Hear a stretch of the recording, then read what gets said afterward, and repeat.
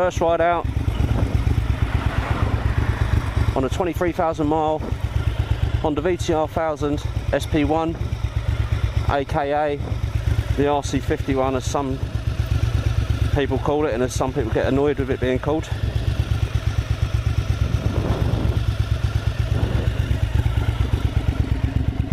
Giving my new camera a spin as well, Insta360, thanks to Insta. Let's hope this one stays on. I didn't secure my 1R very well and it flew off down the road. Right, here we go. First ride of the SP1.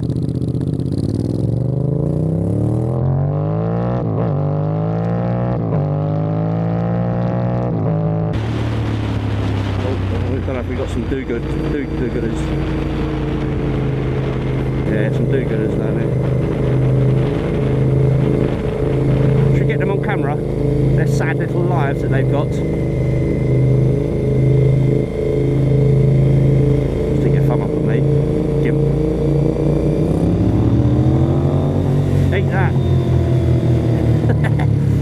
Anyway, sorry, excuse my language. Right, where was I? No idea.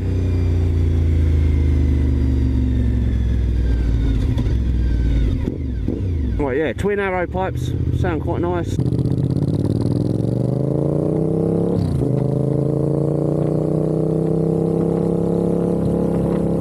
So it's about 190 kilos, I think, if I remember rightly.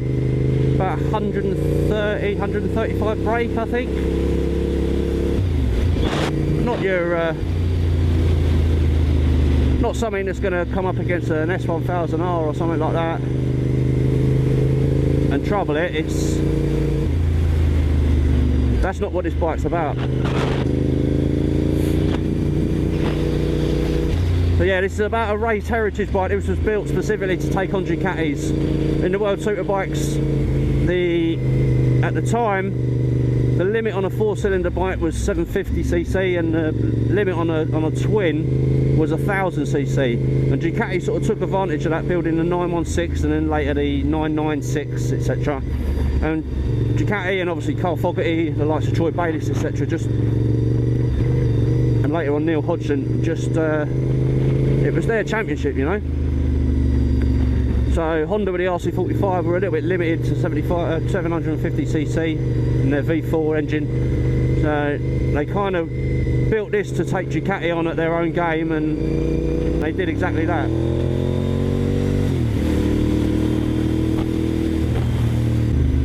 Yeah, Joey Dunlop. If you're a biker, you know who Joey Dunlop is. Absolute legend of the Isle of Man. The statue of him at the Isle of Man is obviously sat, I believe, I'm sure it's an SP1 or SP2 he's sat on. And I'll put it here somewhere because my memory's gone a little bit, but I'm sure it's around 12 years since he'd won the senior TT, and he was then given an SP1, which was not exactly championship winning material, but HRC threw everything at Joey, and Joey just went hell for leather and won it. And I think he was 50 or something around the time when he won it, which is obviously just crazy. Makes him a legend, and obviously makes this bike a legend also. Camera still on? Camera's still on. It just sums up a period, doesn't it? When, for me, I was in my teens and into my early 20s, and that was when bikes were just gorgeous, weren't they? I don't know about you, I don't know about the majority, but there's a lot of plastic going on now, a lot of little cutouts and shapes. I'm not dead against the wings. I do believe in function over form, but I'm not the greatest lover of how bikes look nowadays.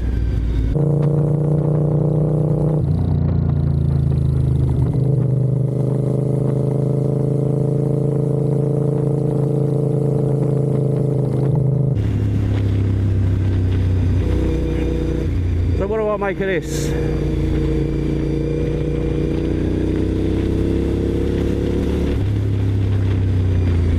That front brake's lovely. The sound is gorgeous. I know from riding Owens for a month that just don't keep the bike, don't have the bike anywhere under 3,500, 4,000. Just keep it there.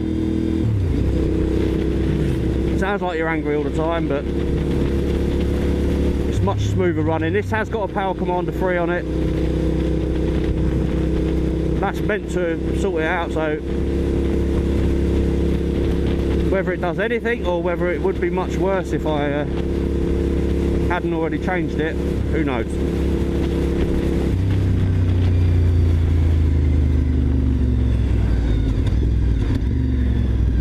So the same summary as I had at the end of last year when I rode Owens SP1. When it comes to an SP1, get one. Just get one.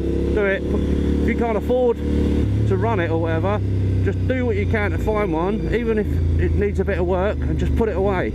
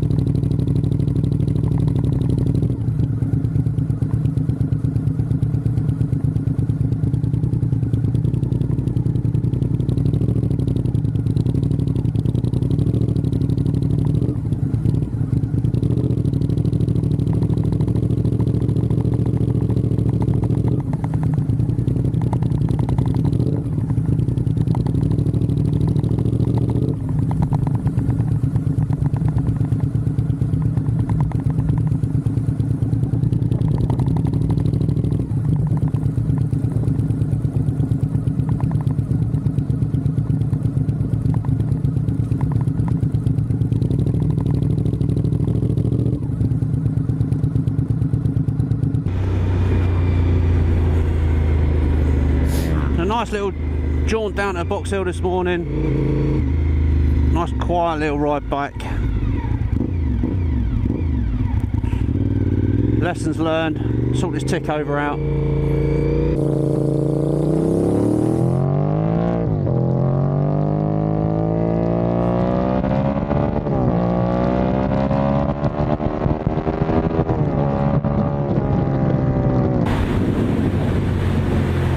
A 23-year-old bike, the SP1 is still something that can put a massive grin on your face.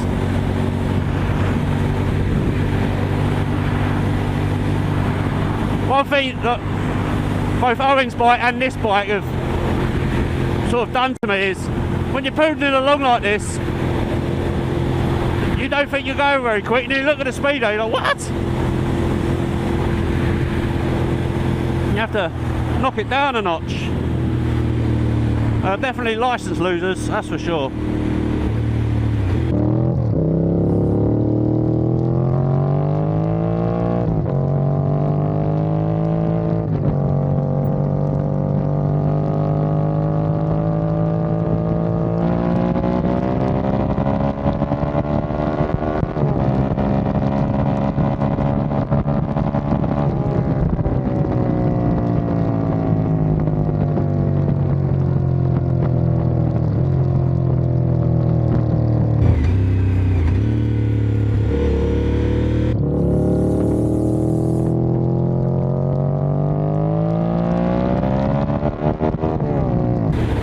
Behave.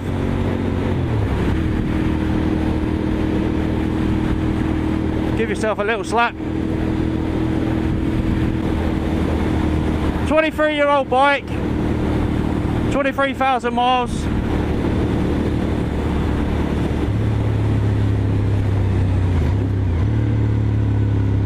Miles per miles, 10 out of 10.